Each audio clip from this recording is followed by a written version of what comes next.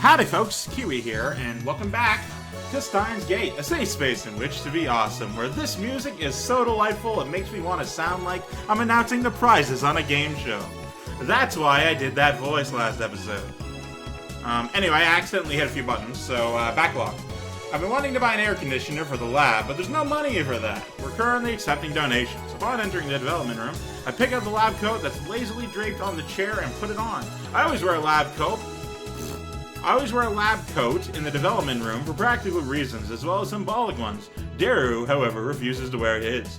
Putting it on and taking it off is apparently too much trouble for him. He can't be bothered to do anything that doesn't interest him. It's men like him who give our generation a bad name. His lab coat, purchased from my own pocket money, I might add, just sits on the shelf. I don't see it. It's never been worn, and probably never will be. Daru, is the plan progressing smoothly? Oh, what plan? Daru gives me a blank look. I sigh and turn his attention to the table in the middle of the room. Microwave oven. No tap. Oh, God. Alright. A cooking appliance which heats food by bombarding it with microwaves. Microwaves. Tiny, tiny waving. Originally called the Radarange, the microwave was invented when a radar technician accidentally discovered that electromagnetic waves could warm food. Afterwards, research continued, and the consumer appliance version was launched in America in 1947. It emits electromagnetic waves at a frequency of 2.45 gigahertz. This is a special frequency known as ISM band, which is also used by wireless LAN devices. Consumer-grade output is around 500 to 1,000 watts, and consumer-grade output is around 1,500 to 2,000 watts. I will point out that a microwave oven is different than a microwave. Decidedly different, in fact. But whatever. Sitting majestically on top of the table is a commercial-grade microwave oven. It's significantly larger than newer home models. The plan, as in the plan. What? The plan, as in the plan. Obviously, I'm talking about perfecting gadget number 8. Oh, that. How was I supposed to know that's what you meant? We've known each other for what, 3 years now? Dude, my friends have known me for decades, don't know the fuck I'm talking about. Chill. We went to high school together, and now we're going to the same university. We share an... Aren't you canonically 16? In this game? I don't know. We share an inseparable bond, like prison cellmates. He's only been a lab member for 2 months, though. We were in different classes junior year, and actually we didn't talk at all. So, 2 years? Details. The point is, we've known each other a long time. I expect you to keep up with me here. Nope. Insert engineer nope. exe x fan. Awkward silence. Man, all I wanted to do is have one of those cool cryptic conversations where we talk about plans and preparations and other important sounding stuff, but no one knows what it means except us. Shut down again. So, are we any closer to figuring what's wrong with gadget number 8? By the way, the reason I gave our protagonist Kun a deep voice is because I like to imagine that's how he thinks he sounds. Not yet. And the reason I gave each person, like, differing voices is because, also based around our fucking, our main character here. The one girl who was in the magazine, I'm terrible with names. The reason I gave her a posh English voice, you know, English accent aside, the reason I gave her a posh voice is because she's been in a magazine. She's reputable. She's a person worth knowing. I gave our friend person sort of just like a nonchalant, cutesy voice. I gave our hacker friend like a Western-sounding name because the irony of a Southerner with that level of technology. And I gave the scientist dude a Russian accent because, I mean, science and Russia, science in Germany, science in Russia. You know. So far, the Future Gadget Laboratory has completed a total of 8 inventions. As I explained to Alpaca Man, Lab's primary goal... That's really funny. Lab's primary goal is to develop weapons for the war against the Dark Dominion, led by the organization that rules the world from the shadows. At present, we haven't completed any inventions of that sort. On the contrary, we haven't even figured out what we should make. Dude, you should make like shoes that can walk on water, and not frozen water, the liquid kind. But along the way, we have managed to create some ingenious futurish gadgets as a byproduct of our research. It is a fundamental truth of science that great inventions are often created by accident. In other words, serendipity. The ability to discover something valuable while looking for something else, the microwave oven was born through serendipity. Allow me to introduce our glorious future gadgets. Gadget number 1, the Bit Particle Gun. The very first future gadget, a toy ray gun with a TV remote jammed inside. Okay. You can change channels by pointing at the TV and pulling the trigger. However, the only supported button is Channel Plus. No other button. The volume, volume, are usable. To turn the TV on, you must manually flip the switch on the TV. Its name is a reference to the classic Japanese robot anime Mobile Jacket Gunbam. Is that supposed to be Gundam? Or Gunbam? I don't know. Is the word Gundam copyrighted? Okay, we're gonna go through them all. The CCD camera mounted to a bamboo toy helicopter, like a drone. The camera is attached to the helicopter's fulcrum, allowing it to record aerial footage unpowered. However, the image is rotating at high speed, because of course it is. So you might get dizzy if you keep looking at it. The name originates from a sci-fi manga, 20 Emon. Gadget number 3, could this be Aura Aura? Could this be a JoJo reference? A lie detector based on thumb precipitation. Yeah, it sure is. Look at the last line. Though it might be more appropriate to call it a sweat detector, you have to admit it's a pretty clever invention. Its name is a reference to the classic manga, Juju's Bizarre Adventure. Oh man, Juju. Love that girl. Gadget number 4, Moad Snake. Gadget number 5, once again, I've made a worthless object by Gomon. Gadget number 6, the Cyalume Saber. Gadget number 7, Ghost in the Ball. They can all be seen on the website Darren made, so feast your eyes upon the product of a mad scientist genius. Alright. Now let's go in order. An instant super humidifier. Oh no. Uses electric heating coils to quickly boil a large volume of water. This generates enough steam to fill a room of 12 square meters. You know what? I'm in one of those. Roughly. Though it can only be operated continuously for a few seconds. It looks like a Claymore landmine, which appeals to military otaku. Its name is a reference to the stealth action game Metal Moa Solid Rising. Created by combining a dryer and a vacuum. The dryer is operated using the exhaust of the vacuum. Its name is a reference to the popular anime Lupin's the Third. You know, I keep meaning to watch that one. Spark Wars. A red chemical glow stick with a handle attached, allowing one to grip it like a sword.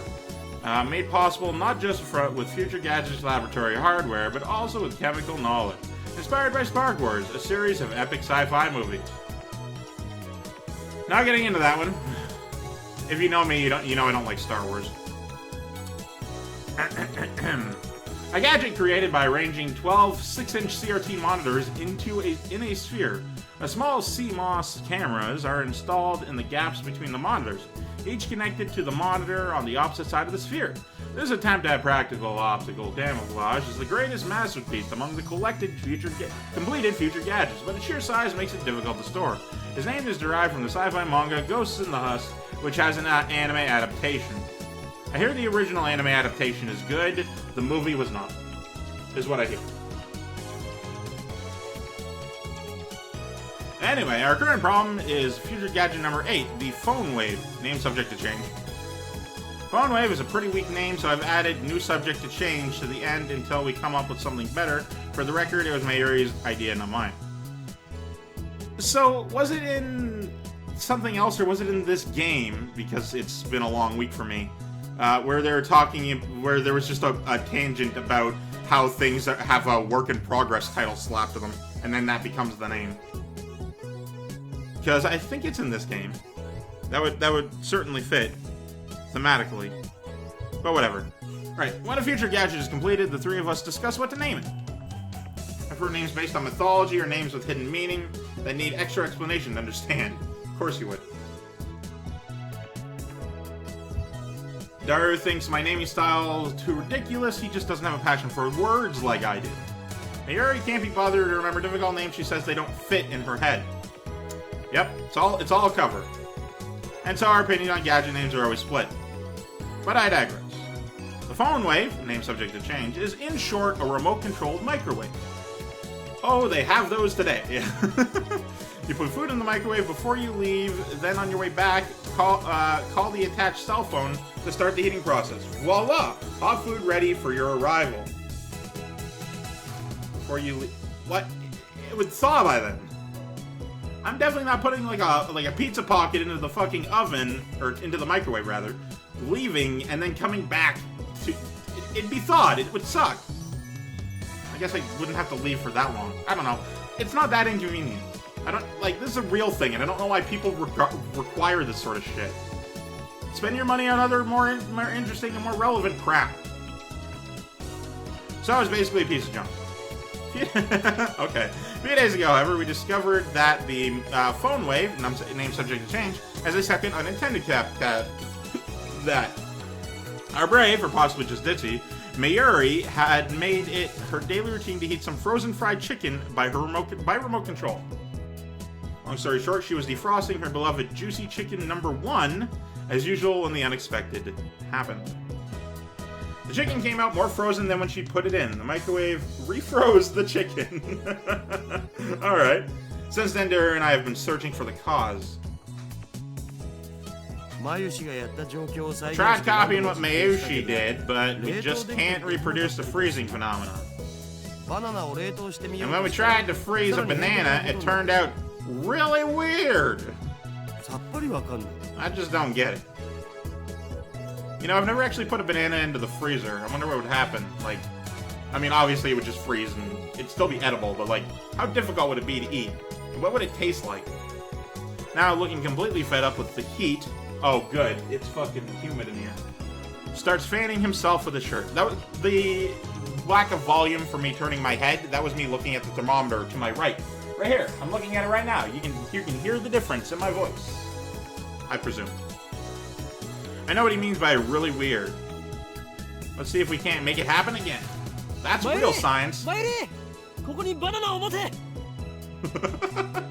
That's real science, by the way. Doing a weird thing and replicating its results.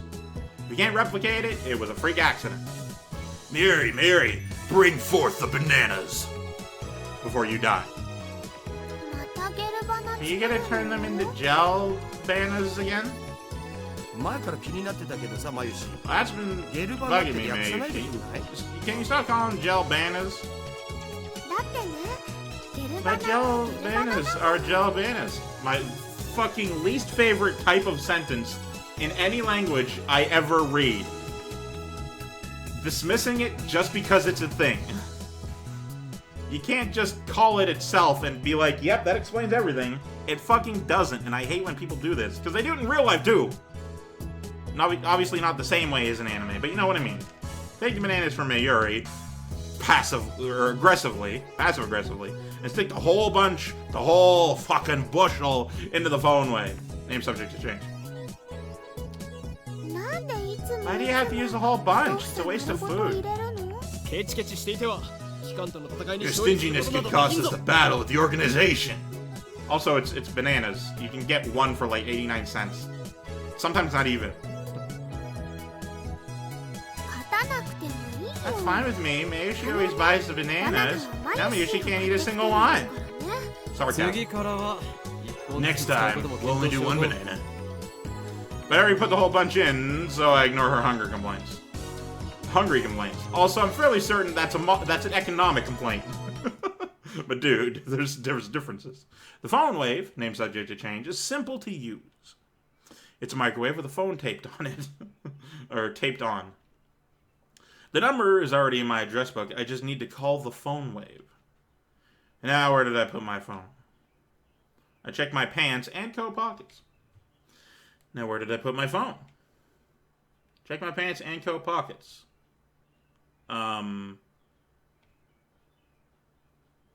Okay.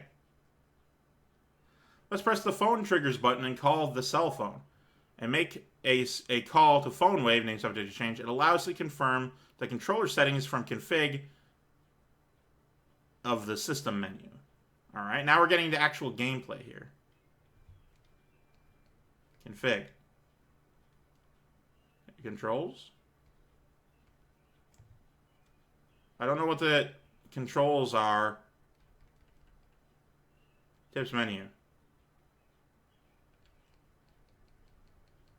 Where are the controls? Right trigger? Ah, here we are.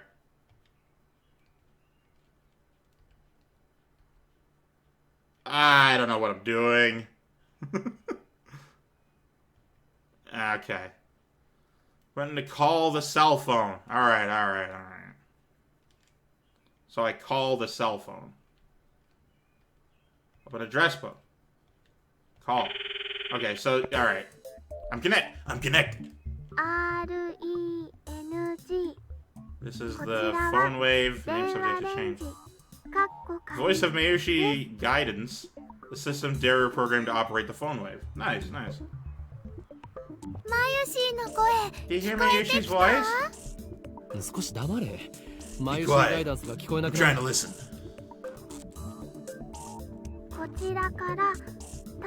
Operate the timer from this menu.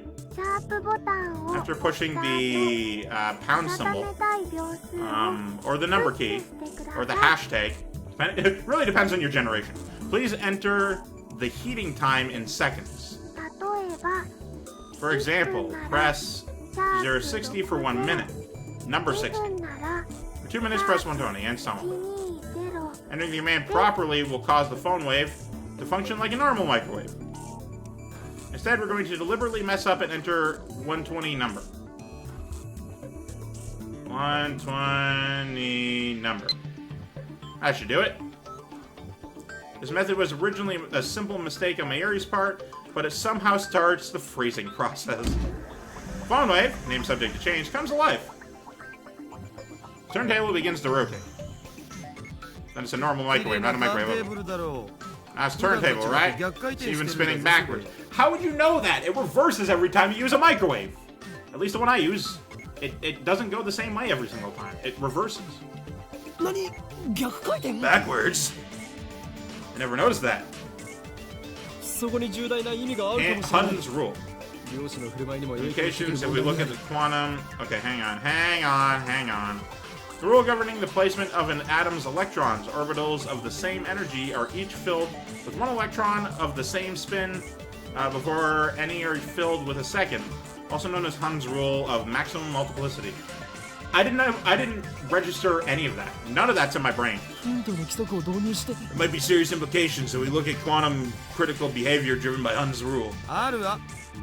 Yeah, no. Not Hun's rule? No. Okay. The three of us wait and stare at the spinning bananas. 120 seconds pass, the microwave chimes. Mayuri takes the bananas out. Gel bananas are ready. Why isn't it gelnanas? God damn it. Bananas have become not bananas. Gelatinous blobs coated with a thin membrane. After Mayuri discovered that the Phone wave, name subject exchange, had a freezing function. We attempted to freeze a bunch of bananas. This is what happened. It just gets more confusing each time. Daru. You wouldn't mind eating one of these? Would you? Of course you wouldn't. It's for science. Your sacrifice will forever be remembered.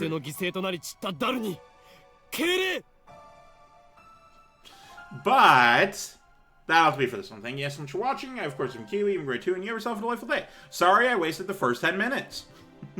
I apologize. Goodbye. Love you. Goodbye.